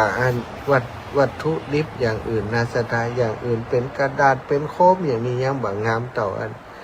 ดอกไม้ดอกนอนนี่ส่วนตัวนะคนอื่นอาจจะหันแตกต่างไปก็แล้วแต่กัน บ่ต้องมาเถียงกัน อาตมาหันไม่ตอกแต่เปิ่นไม่ดอกเปิ่นทำจากดอกมันงามเป็นตันแล้วเป็นอะไรอย่างต่างๆเปิ่นสารเปิ่นยะเปิ่นทำกันนี่ก็สั่งซื้อว่าถ้าเปิ่นได้เป็นร้อยก็ส่งไปเฮือจิมจะเอาไปตกแต่งตีวัดเตียตมาอาศัยอยู่มีการมีงานเอาไปตกแต่งคือครูบาอาจารย์นี่ศรัทธาเนาะมาก็ได้หลายเรื่องหลายเล่าที่สำคัญได้กัลยาณมิตรกัลยาณธรรมได้ปีได้น้องเพิ่มเติมบอกว่าจะเป็นพระสงฆ์องค์สังฆเจ้าแล้วก็ศรัทธาญาติโยมเนาะศรัทธาญาติโยมก็มีกันนักกันหลายที่เปิ้นปะระหว่างทางนะเปิ้นใส่บาตรก็ดีได้สนทนาอู้จาก็ติดตามกันไปบางพ่องก็ฟังรายการก็มาพบมาปะระหว่างที่อาตมาเดินผ่านไปหมู่บ้านไปชุมชนของเพื่อนนี่ก็มีหลายคนก็หายหอมในโครงการธรรมยาตราบางคนก็หายหอมในโครงการที่อาตมาช่วยครูบาอาจารย์ระหว่างทางบอกว่าจะเป็นที่สันติสุขสันติสุขวัดโป่งคำไปช่วยเปิ่นทำฝ้าเพดานนี้แผ่นหนึ่งแผ่นละ100เป็นไม้ซักอย่างดีศรัทธาเปิ่นบางใบเรียบร้อยทำบัวเรียบร้อยพร้อมที่จะขึ้นติดตั้งแล้วทั้งหมดอยู่ 3,200 แผ่น3,200 แผ่นแผ่นละ100ก็เป็นลักหลายแสนอยู่เนาะศรัทธาก็ต้องช่วยกันช่วยครูบาอาจารย์เปิ่นตัวอาตมาภาพก็เลยได้ประกาศให้ศรัทธาญาติโยมได้รับทราบก็มีหลายท่านหลายคน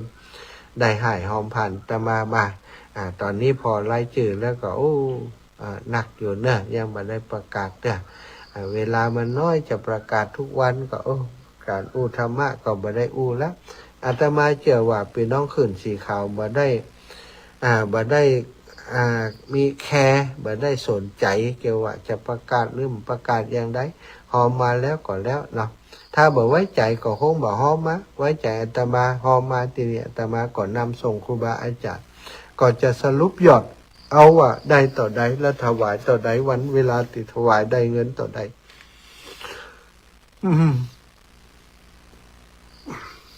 วันก่อนที่ครูบาอาจารย์ท่านพระครูอนุกูลนันทกิจป๋าไปแอววัดหนองบัวที่พักอยู่ป่าจ้าบ้านหนองบัวเนาะไปแอววัดหนองบัวก็หันหลายๆสิ่งหลายๆอย่างก็อยากให้ศรัทธาได้มาหันตัวเนอะมีโอกาสมาเมืองน่านจะไปลืมวัดแวะวัดหนองบัวอำเภอตาวังผาบ่ผิดหวังแน่นอนการจัดสถานที่เปิ่นวัดวาอารามเปิ่นจัดสถานที่ได้งามสถานเป็นธรรมชาติเข้ามาเย็นมีต้นไม้มีดอกไม้มีหลายๆอย่างที่ศรัทธาเข้ามาแล้วจะประทับใจมีการแสดงของพี่น้องชุมชนไตลื้อเล่นดนตรีไตลื้อก็มีแล้วก็ทำดอกทำอะไรอย่างทอผ้ามีคนเฒ่าคนแก่มาปัดกวาดทำความสะอาดกลุ่มชมรมผู้สูงอายุแบ่งเวรกันมาวันละ2 คนทำให้วัดวาสะอาดเก็บกวาดเก็บขยะสปะเนาะอันนี้ได้หัน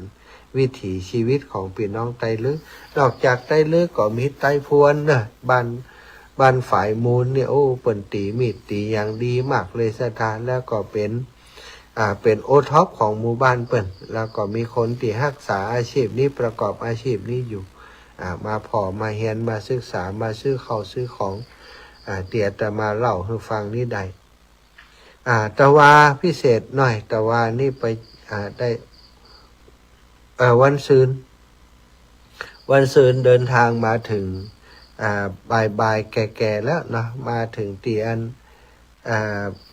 ที่ตำบลเจดีอะไรอย่างสักอย่างนะอำเภอปัวตำบลเจดีอย่างพอกำบอกว่าเปิ่นบ่ถูกบ่ทิ่มนี้มันม่วนใจนะ แต่ถ่ายรูปไว้อยู่นะ เปิ้นได้มาหันร้านของชุมชนพี่น้องไตลื้อนะร้านเปิ้นช่ำบะมีในกล่องนี่ครับร้านปัวอีกร้านปัวนพเก้าใช่ไหมร้านปัวนพเก้าร้านปัวนพเก้าลองขอกันเนอะร้านปัวนพเก้าผ้าไทย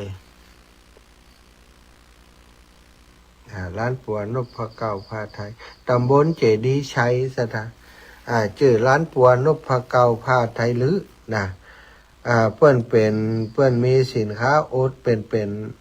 โอท็อปนะเป็นโอท็อปของงานของอำเภอปัวแล้วก็ของจังหวัดน่านเสื้อผ้าเปิ้นเป็นแบบที่เปิ้นทำมือซะทาโดยฝีมือของพี่น้องชุมชนในบ้านเกิดของเปิ้นพี่น้องไตลื้อนะซึ่งก็ทำได้งามซะทาในร้านของเปิ้นมีเสื้อผ้าหลายอย่างผ้าสิ้นคำเขิบลายขอพระราชทานจากปัวนพเก้าเนี่ยมีของที่น่าใส่ใจสนใจหลายอย่างเนาะนอกจากเสื้อผ้าแล้วก็ยังมีกาแฟที่ร้านปัวนพเก้าเปิ้นนั้นปัวนพเก้าเปิ้นทำเปิ้นทำจำหน่ายส่งเสริมอาชีพกับคนในหมู่บ้านชุมชนก็ได้ไปฮู้จักเปิ้นนิมนต์สถาเปิ้นนิมนต์ไปฉันน้ำเย็นฉันกาแฟแล้วก็ลวดถวายเพลแต่ว่านี้เนาะพอถวายเพลเรียบร้อยก็ได้สนทนาธรรมได้รับรู้ถึงความเป็นมาเป็นไปในการเปิดร้านในการทำร้านส่งเสริมอาชีพพี่น้องชาวบ้านนั้นแล้วก็ปัญหาอุปสรรคต่างๆที่เผชิญมาแล้วก็สามารถอยู่ได้ด้วยก็ได้ศึกษาแลกเปลี่ยนเรียนรู้กับเปิ้นเอามาถามไปถามมาอายุน้อยกว่าอาจารย์ไป3 ปีนะก็เลยว่าอันยกคือเป็นน้องไปเลย ก็เป็นน้องเป็นหนูถูกอัธยาศัยกันอาตมาพักป่าจ้าก็ต้วยมาอยู่เนาะแต่ว่าพักป่าจ้าเปิ่นต้วยมาแล้วก็นิมนต์ขอให้ไปฉันที่บ้านตอนเจ้าพร้อมกับคณะของพระสงฆ์ที่มาจากลำปางมาต้วยหามาทำข่าวมาทำคลิปเพื่ออาตมาตุลุงอุกฤษวัดโป่งชัยเปิ่นมาก่อนนิมนต์ไปก็เลยว่าเอาสะดวกตุลุงก็เลยไปฉันด้วยเปิ่นแต่ว่าก็ไปทำคลิปทำข่าวทำอย่างคือเปิ่นเพราะเปิ่นสนใจจะประชาสัมพันธ์ร้านค้าของเปิ่นผ่านทางช่องทาง YouTube ก็ดีช่องทางTikTok ก็ดีช่องทำคลิปเร็วก็ดีเนี่ยตุลุงก็ได้สอนการทำงานแบบบันทึกวิดีโอแล้วก็แชร์ลงไปใน YouTube กับกลุ่มต่างๆก็ถูกอัธยาศัยกันคบหากันเป็นกัลยาณมิตรเป็นกัลยาณธรรมเป็นญาติธรรมกันนี่ก็คือเกิดด้วยบุญนะถ้ามีบุญบ่ได้มาพบปะกันเนาะเสร็จจากหันตะวาก็เลยปาตุลุงเปิ่นปาไปเพราะเปิ่นมีรถปาไปอำเภอเฉลิมพระเกียรติด่านชายแดนห้วยโกนที่ไปประเทศลาวแต่ตะวานี้ไปในสภาพที่เปิ่นไปในวันเวลาที่เปิ่นบ่มีตลาดถ้ามีตลาดคนจะมาหลายตึงฝั่งไทยตึงฝั่งพุ่นว่าตะวานี้บ่มีคนนักคนหลายต่อใดที่อำเภอเฉลิมพระเกียรติด่านห้วยโกนเนาะก็ถือว่าได้ไปถึงแล้วไปถ่ายรูปด่านก็พอ ว่าขึ้นอย่างนักไปถ่ายรูปด่านแต่ว่าถนนหนทางตอนนี้ไปทางด่านห้วยโกนที่อำเภอเฉลิมพระเกียรติยังบ่สะดวกแต่สถานเปิ่นทำทางใหม่เนาะผลทางสายนี้ถ่ายสัก2 ปีพุ่นนะบางจุดก็ตัดถนนอยู่ยังบางจุดยังเป็นฝุ่นยังบ่ได้บดอัดยังบ่ได้ลงอย่างกำเตือนนะคงจะอาศัยเวลาแหมสักช่วงนึงปี2 ปีกว่าจะเสร็จแล้วต่อจากนั้นก็คงจะเดินทางสะดวกแล้วถ้าผ่ายไปก็ขอให้เป็นรถที่มันสมบุกสมบันหน่อยเนอะ รถปิกอัพรถเก่งรถอย่างบันแนะนำไปลำบากอยู่เนาะหนทางเพิ่นถ้าเป็นรถที่บึกบึนหน่อยก็ไปสะดวกไปแอวได้ศรัทธาญาติโยมนี่ก็เป็นเรื่องราวระหว่างการเดินธุดงค์ธรรมญาตราและขอคิดขอทำเล็กๆน้อยๆมาฝากมาแบ่งมาปันบ่ได้คิดว่าจะมาสั่งมาสอนอย่างเนี่ยเอาละศรัทธาปั่นเวลาศรัทธาให้ได้โทรเข้ามาพี่น้องเมืองท่านตะกี้พี่น้องเมืองนั่นตะกี้ก็บ่ได้ฟังสักกรรมมันบ่ออกกำลังออกประเดี๋ยวนี้ท่านนี่นะพี่น้องเมืองน่านฝ่ายฟังอยู่ที่ไหนตั้งใด แม่บัวผินโทรมาแล้วตะกี้เนอะพี่น้องท่านอื่นๆปอน้อยสมเพชรก็ดีปอนานอันนั้นก็ดีปอนานประเสริฐก็ดีศรัทธาญาติโยมท่านอื่นๆนะโยมแม่วิไลฟังอยู่ขอจ้าโยมปอดำรงปอครูดำรงโยมแม่วิไลเนอะ0808844173พี่น้องเมืองน่านแม่สมฤทธิ์พี่น้องนาเหลียงฟังอยู่ก่อจ้า0808844173เนอะ0808844173โทรกันเข้ามาเนอะโทรกันเข้ามาบอกกันระวังอย่ากินบอกกันว่าฟังอยู่ที่ไหนตั้งใดชัดเจนดีก็บ่ชัดเจนอย่างไรก็แจ้งกันมาได้0808844173สถาดับปิงอย่างไรมาแล้วลำปางมาก่อนเจริญพรแม่สมบูรณ์ค่ะโหไว้ขาลูกว่าแม่มันได้โทรหาว่าคำมองได้กันมันได้ยินเสียงปากเจ้าเดินตามสบายดีหนอลูกเจ้าอยู่นี่อยู่ไหนหัวอยู่อำเภอเชียงหลวงเชียงหลวง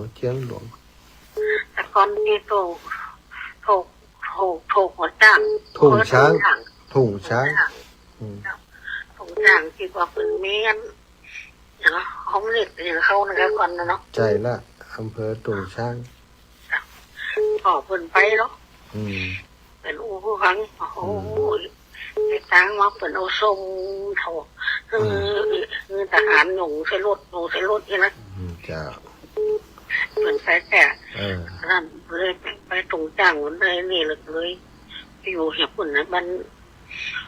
ผนังดินยังค้ำปุ่นน่ะจ้าวัดผนังไปอยู่ปั่นคนอื่นก่อนจ้าเจริญพรเจ้าแก้วไพศาลเนี่ยแม่สุกแก้วแล้วเดินธุดงไปถึงไหนก็เป็นบุญกันจ่าของคนอยู่ทางบ้านเด้อได้หอนตัวโมนะเจ้าท่านพระมหาเจ้าจะไปเก็บกะหันอยู่แต่ว่าปล่อยแดนต่อแดนพุ่นน่ะโอ้ได้แม่สุกแก้วอยู่บ้านก็ได้หันอยู่เนอะไปไหนศรัทธาได้หันตัวเนาะได้หันได้กราบได้ไหว้ตัวอยู่เด้อเจ้าโยมแม่เจ้าแม่สุกแก้วศิลาพรสิทธิ์บ้านหงหลักปูนฟังขึ้น 98.75 วัดห้วยต่องซักชัดเจนเลยเด้อเจ้าเด้อสาธุขอบคุณแม่สุกแก้วสาธุเจ้าจ้าแม่สุกแก้วมาแล้วแม่ยายพรก็มาแหมแม่ยายพรเจ้าอันนี้ชัดอะไรชัดดีชัดดีฝ่ายเห็นไม่ถึงชัดถึงวันไหนยายพรชัดเจอเลยอยากเห็นเลยนะ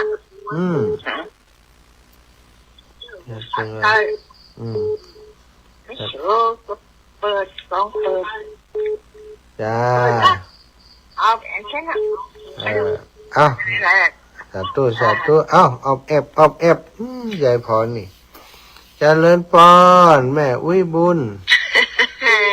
แม่อุ้ยจีตามตลอดฟังแต่ไม่ได้โทรมาตันเปิ้ลมาจานตันเปิ้ลก็หว่ำโทรฟังเปิ้ลม่วนดีเหรอตัวมันโทรแต่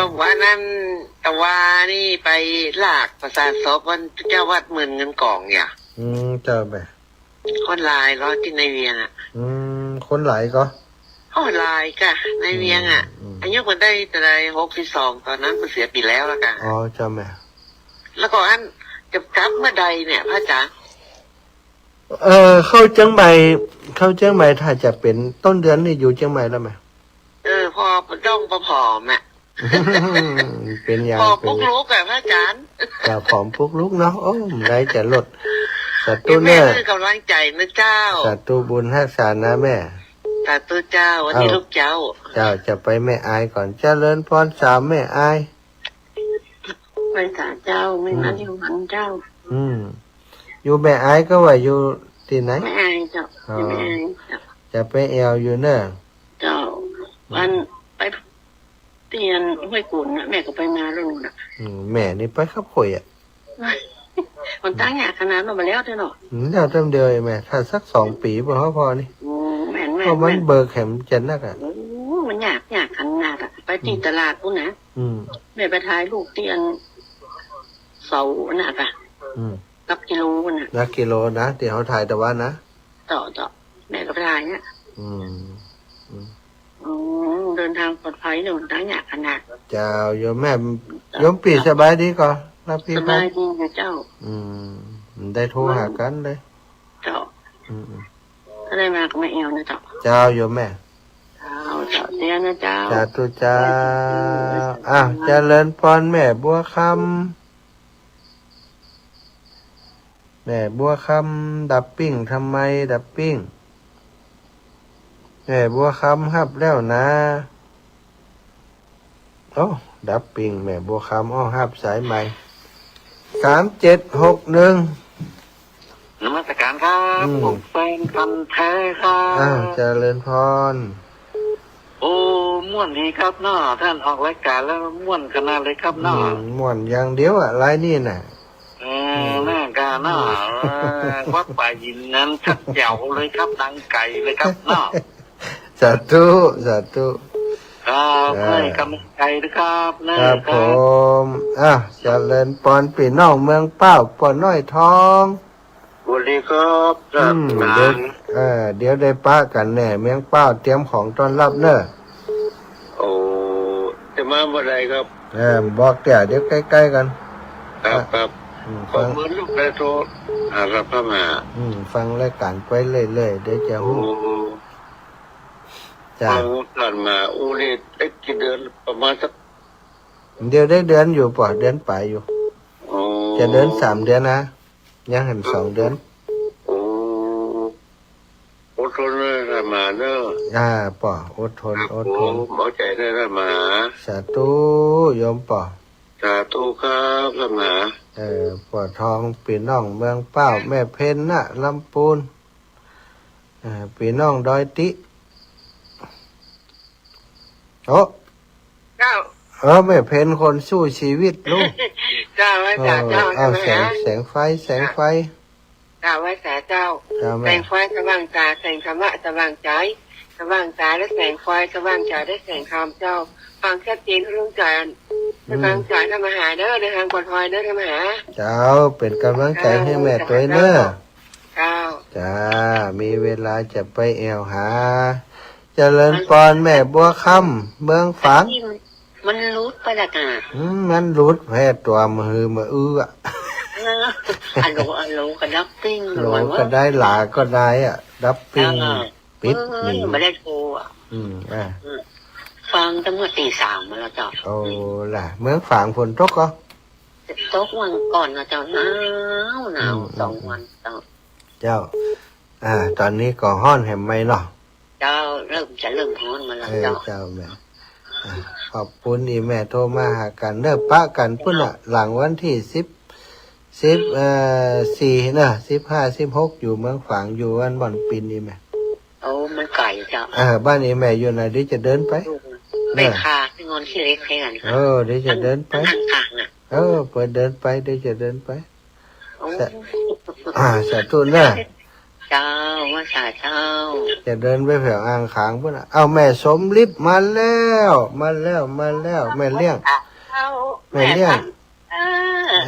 ขอเปลี่ยนชื่อหน่อยเนอะแม่เลี้ยงสมฤทธิ์อีเนอะ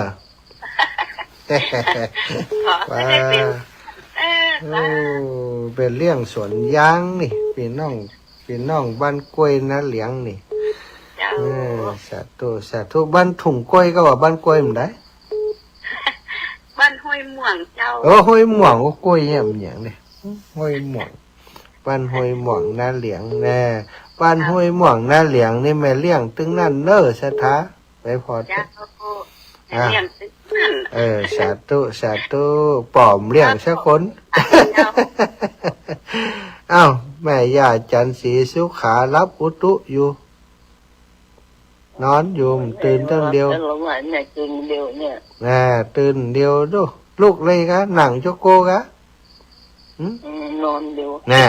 แน่ว่าแล้วนี่คนขี้ข้านนี่สาวขี้ข้านท้ายตึมพิษสักเตียรับอุตุไอ้นี่มันจะเป็นอย่างเจ้าอยู่นี่เจ้าเดี๋ยวป้ากันเมษา16ป้ากันหม่อนปีนเด้อไปเป็นจังพอดไม่ว่าจะมาขึ้นไปยังไงจะลูกจะไปคนเดียวแล้วก็ต้องมาได้ไม่เอาดีกว่าได้เจ้าแต่ขี้ข้านกับต้องไปถ้ามันก็ไปลงมาได้ไม่เอาไปจงดีมันจะไปเมืองเปล่าไปจงดีเดือดขึ้นไปเจ้าเป็นยังสาธุลอยข่อยป้ากันเด้อสาธุเดินทางปลอดภัยเลยเจ้าแม่จันสีสุขาอันนี้เอาเปรียบเกินเอาเปรียบตันเมื่อไหร่นอนอยู่นี่แม่ย่าบัวพัดกูหลันลงไปที่ไหนตั้งใดแม่บัวพัดกูหลันบัดโทรบอกตึ้มโทรมาเป็นน้องต้นซานเมืองฝางเด้อ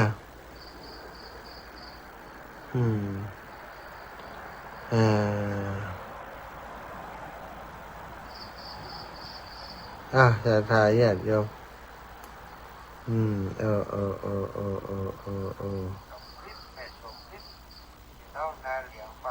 จะทาน4 โมงตี4:55แล้วตี4:55แล้วสัทธาญาติโยมได้ฟังของตัวเก่าอยู่นี่สัทธาญาติโยมอยู่ที่ไหนตั้งใดหมดเวลาหมดแล้วสาธุอันนี้รัศมีแขล่ำสูงโอ้อันนี้ไผเป็นแม่เลี้ยงใหญ่ไปช่วยสร้างเมนบ้านเฮาเมนที่บ้านนะ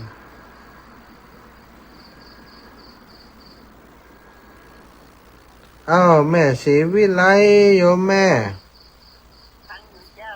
ขังอยู่แล่เจ้าไม่โทษเจ้าโยมพ่อสบายดีเนาะเจ้าสบายดีเจ้าสบายดีด้วยกันเจ้าสบายดีอยู่กับพ่อเจ้าไหนล่ะเจ้าอยู่อันเชียงหลวงอยู่บ้านนั้นน้ำอ้อตำบลเปืออยู่บ้านพ่อกับเจ้าสุสานบ้านเปิ่นนี่แม่จะบุญทักษาแม่เนอะเจ้าสาธุเจ้าสาธุเอาเจริญพร804เจ้าอนุภาเจ้าค่ะจากไหนนี่จากมังนาค่ะบ้านเสนียนบ้านเสนียนนี่ป้ากันแล้วรู้เนาะเขาเจ้าแบบป้าทานเนาะเขาอยู่ไปพักประจ้าบ้านเสนียนฮะกะมาตอนใดเจ้าค่ะบอกหูเลยประจ้าบ้านเสนียนนั่นเหมาะขนาดน่ะมีสระมีหยังมีไกลโรงเรียนท่านน่ะเจ้า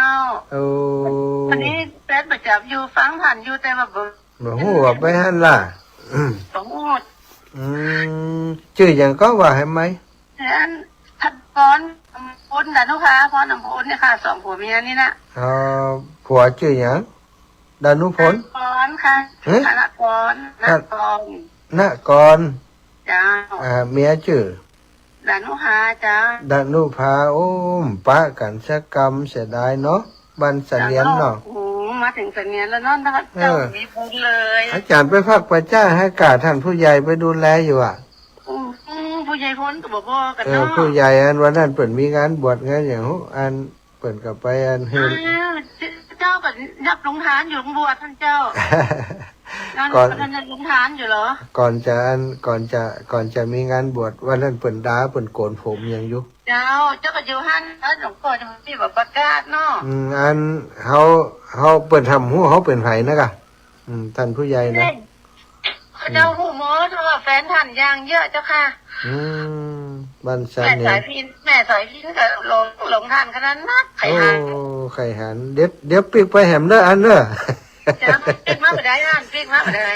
เดี๋ยวพอก่อนพอเวลาก่อน ถ้าปีกไปก็จะไปนอนไปจ้าหันสวรรค์เดี๋ยวค่อยโทรหาเด้อจะได้ปะกันเนาะ แต่มีบุญเนาะ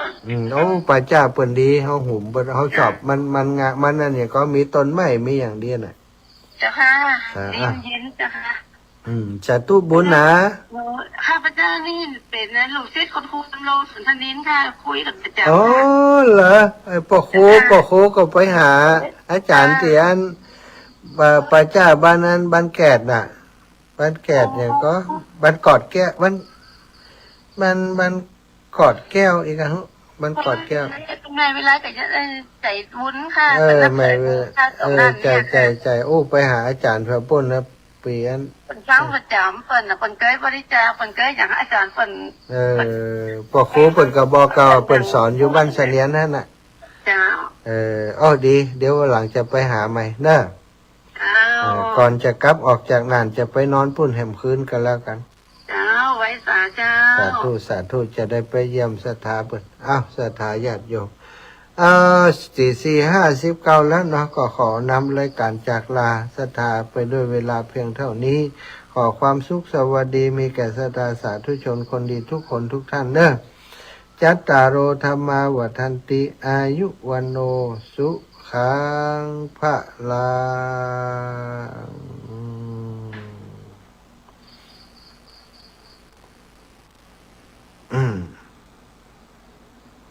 พลังแล้วเพลงยังมาถึง จ้า